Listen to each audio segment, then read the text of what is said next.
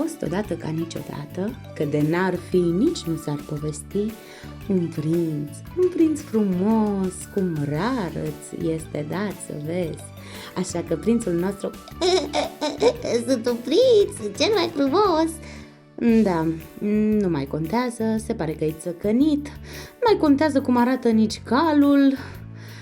Da, e drăguț calul, cam zâmbăreț, cred că și el e țăcănit. Și prințul nostru primise de știre. De cea mai frumoasă prințesă din lume, mă duc să o văd, mă duc la ea, mă sor. Vai, Doamne, așa că porniră împreună, tâgdâm, tâgdâm, tâgdâm, tâgdâm, spre prințesă, tâgdâm, tâgdâm, tâgdâm, tâgdâm. Dar ce să vezi?